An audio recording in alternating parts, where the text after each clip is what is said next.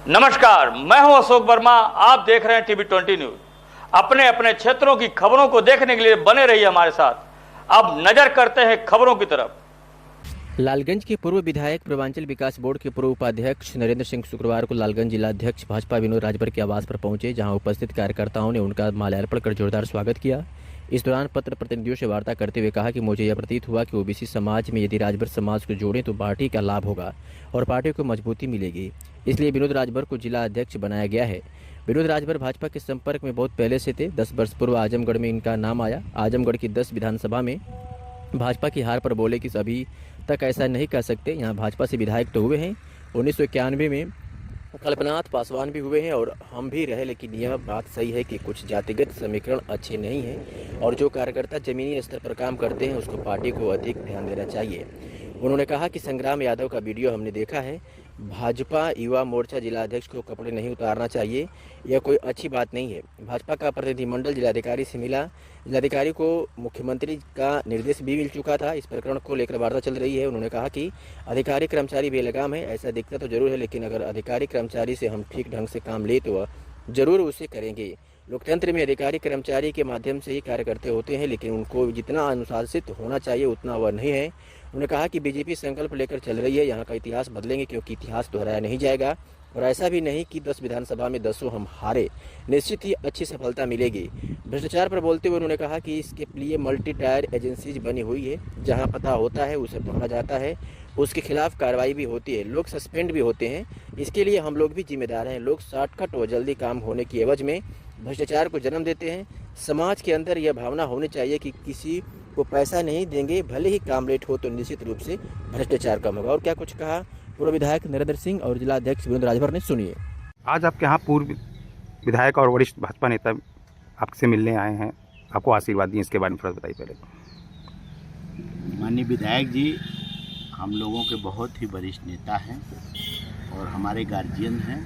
आज आप आशीर्वाद देने हमको आए हैं। कल माननीय विधायक जी का फ़ोन आया, विनोद जी आपके यहाँ एक चाय पीना चाहते हैं। मुझे भी बहुत अच्छा लगा। मैं बेसब्री से इंतज़ार भी कर रहा था माननीय विधायक जी का। हमारे पार्टी के सभी मंडल अध्यक्ष भी यहाँ आए, कार्यकर्ता भी आए हैं। मुझे बहुत अच्छा लगा। आप आकर के मुझे आशीर्वाद। आप अपने आवास पे लगातार जनसंपर्क कर रहे हैं, लोगों की समस्या सुन रहे हैं, क्या कहना चाहेंगे इस पर और कब तक कब सुन सकते हैं? निश्चित तौर पे आप जानते हैं भारतीय जनता पार्टी द्वारा लालगंज का जिला अध्यक्ष बनाया गया हूँ।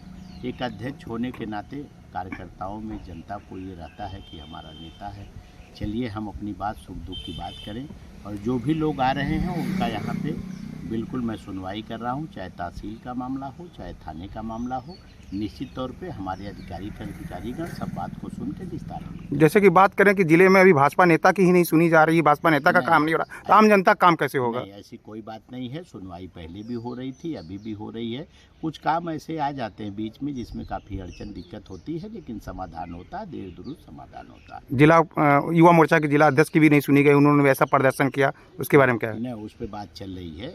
जैसा कि माननीय विधायक जी ने कहा कि उनको कुर्ता आवेश में आके नहीं उतारना चाहिए। नेता है वो, युवा मोर्चा के अध्यक्ष हैं, लेकिन ठीक है, कहीं ना कहीं मन में ठेस लगी है उनको, तो इस तरीके का हुआ है। हमारा ऊपर बात किए हैं सब, अपने जो भी नेता हैं शीर्ष नेता से बात हुई है, उस पर विचार चल रहा है। आजकल में कुछ परिणाम आए। जैसे कि कहा जाए कि लालगंज बहुत बड़ा क्षेत्र है, आप अपने आवास पे जनसंपर्क कर रहे हैं, कैसे समस्या को कैसे सुनते होंगे? क्या वहाँ से जनता थे कि आप वहाँ पे भी चौपाल लगा रहे हैं, बात कर रहे हैं, उसके बारे में थोड़ा बताइए। अभी आप देखे होंगे, कल मेरा दौरा लालगंज में ही था। मैं कल पूरे दिन 9 बजे यहाँ से निकला हूँ, वहाँ पे पहुँचा हूँ 10:30-11 बजे। वहाँ जो हमारे पार्टी के वरिष्ठ नेता हैं उनसे भी मिला हूँ। कुछ लोगों को यहाँ दरवाजे पे गया हूँ जो दिवंगत हो गए थे। और भी हमारे ट्राईसाइकिल का एक वितरण कार्यक्रम था ब्लॉक पे, सरकारी कार्यक्रम था, उसमें भी हम गए थे और वहाँ के कार्यकर्ता उत्साहित हैं। निश्चित तौर पे हम लोग आने वाले 2027 में हम लोग यहाँ आजमगढ़ में 10 की 10 विधानसभा जीतने का काम करेंगे। ठीक से जिलाध्यक्ष बनाएंगे और लालगंज में हम पिछड़ी जाति से ओबीसी से जिलाध्यक्ष बनाएंगे। और उसमें मुझे ये प्रतीत हुआ कि ओबीसी समाज में अगर हम राजभर समाज को जोड़ें तो पार्टी का लाभ होगा, और इस नाते विनोद राजभर जी के नाम की पैरवी हम लोगों की। आप एक वरिष्ठ भाजपा भी नेता हैं, वरिष्ठ के भाजपा भी जानते हैं, क्या लगता था विनोद जी किस तरह से, कहाँ से, कैसे पहुँचे हैं, इसके बारे में थोड़ा सा? अब विनोद जी का संपर्क भाजपा से तो 10-11 साल पहले आजमगढ़ में आया, उसके पहले गुजरात में रहे होंगे, इनका अपना बिजनेस था। लेकिन 10-11 साल में जो मैंने इनके बारे में अनुभव किया, मुझे लगा कि अगर इनको आगे बढ़ाया जाए तो पार्टी का जनाधार यहाँ पाएगा और पार्टी मजबूत होगी। क्या कारण है कि आजमगढ़ में पूरी 10 विधानसभा में अभी तक आप लोग विजयी नहीं हो पाए? अभी तक तो ऐसा नहीं कह सकते, विधायक तो यहाँ से हुए हैं भाजपा के, मैं हुआ हूँ, कल्पनाथ पासवान उसमें भाजपा में थे, वो 91 में ही चुनाव जीत गए थे। आपको याद होगा, शायद पुरानी बात, रामबच्चन यादव यहाँ जनसंघ से विधायक रह चुके, निजामबाद विधानसभा से, बाद में वो दूसरे दल में चले गए थे। तो ऐसा नहीं कि हम लोग यहाँ जीते नहीं थे, लेकिन ये बात सही है कि कुछ जातिगत समीकरण अच्छे नहीं हैं यहाँ, और थोड़ा और पार्टी जो ज़मीनी स्तर पर काम करते हैं कार्यकर्ता, उसकी ओर अधिक पार्टी को ध्यान देना चाहिए, और ज़मीनी स्तर पर कार्य करने वाले कार्यकर्ताओं को पार्टी अवसर देगी तो निश्चित रूप से जनाधार भी बढ़ेगा और पार्टी को सफलता मिलेगी। जैसे सरकारी कर्मचारी की बात करें, पुलिस है या कोई अधिकारी कर्मचारी लगाम में नहीं है, अभी जैसे तरवा का मामला देख लेते हैं, और अभी कुछ दिन पहले भाजपा के नेता के साथ भी ऐसा हुआ है, और इस तरीके से लगाम नहीं है, क्या इस तरह से कंट्रोल किया जा सकता है? अभी सपा विधायक ने भी कल बयान में दिया कि भाजपा नेता कुर्ता खोल दे रहे हैं, जब उनकी नहीं सुनवाई हो रही है, एसडीएम दोषी है कि भाजपा नेता दोषी है, क्या कहना चाहेंगे इसके लिए? हाँ, संग्राम यादव का वीडियो मैंने देखा है लैगी का। भाजपा नेता को या युवा मोर्चा के जिलाध्यक्ष को अपना कुर्ता नहीं उतारना चाहिए था। कुर्ता उतारना कोई अच्छी बात नहीं थी। भाजपा का प्रतिनिधिमंडल मिल रहा था जिलाधिकारी से, और जिलाधिकारी को ऊपर से भी निर्देश आ चुके थे, मुख्यमंत्री जी के कैंप से निर्देश आ चुके थे इस प्रकरण को समाप्त करने के लिए। इस नाते इस स्तर पर युवा मोर्चा के जिलाध्यक्ष को करना नहीं चाहिए था। अधिकारी कर्मचारी बेलगाम है, नहीं सुन रहे हैं, इसके लिए क्या कहना चाहेंगे? अधिकारी कर्मचारी बेलगाम है ऐसा दिखता तो जरूर है, लेकिन अधिकारियों कर्मचारियों से हम ठीक ढंग से काम लें तो वो अधिकारी कर्मचारी ठीक ढंग से काम करते भी। तरवा के मामला में भी लोकतंत्र में अधिकारियों कर्मचारियों के ही माध्यम से काम होता है, तो हम किस ढंग से उनसे काम ले रहे हैं उस पर बहुत कुछ निर्भर करता है। हम आपकी इस बात से सहमत हैं कि जितना उनको अनुशासित रहना चाहिए अधिकारी कर्मचारियों को उतना नहीं है, लेकिन उस पर पार्टी भी चिंतन कर रही है, सरकार भी चिंतन कर रही है कि उस व्यवस्था में थोड़ा सुधार किया जाए। जैसे आजमगढ़ की बात करें तो शीर्ष नेतृत्व इसके लिए क्या करेगा? 10 विधानसभा भी आप आपकी बार पिछली बार हारे थे, और इस बार इस तरीके से कांड होते चले जा रहे हैं, तो क्या कहेंगे? अब भाजपा पूरा संकल्प लेके चल रही है, इतिहास यहाँ के बदलेंगे, इतिहास दोहराया नहीं जाएगा कि 10 के 200 हम हारें, निश्चित रूप से यहाँ अच्छी सफलता मिलेगी, इतना मैं कह सकता हूँ। भ्रष्टाचार दम बढ़ता जा रहा है। अभी बुरहानपुर की बात करें, अभी कल एक कर्मचारी को एंटी करप्शन उठाई है, इसके लिए और कैसे रोक, कैसे आपकी सरकार या आपका कैसे रोक लग सकती है? कर्मचारी को एटीएस से उठाया है ना जी, तो अच्छी बात है ना। भ्रष्टाचार को रोकने क्यों भ्रष्टाचार हो कैसे रहा है? क्यों मतलब कर्मचारी अधिकारी क्यों कर रहे हैं? भ्रष्टाचार को रोकने के लिए मल्टी टायर एजेंसीज बनी हुई हैं, और जहाँ चीज़ें पता होती हैं ट्रैप भी किया जाता है, लोग गिरफ्तार भी होते हैं, उनके खिलाफ कार्रवाई भी होती है, सस्पेंड भी होते हैं, टर्मिनेट भी होते हैं।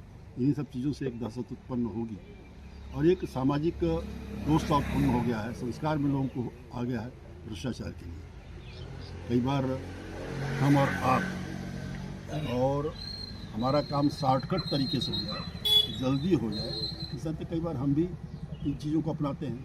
जब तक समाज के अंदर ये भावना उत्पन्न नहीं होगी कि हम पैसा नहीं देंगे किसी भी स्थिति में, भले ज़्यादा समय लगे, निश्चित रूप से भ्रष्टाचार पर अंकुश लग जाएगा। तो कई बार समाज भी इन कर्मचारियों को भ्रष्ट करने की कोशिश करता है।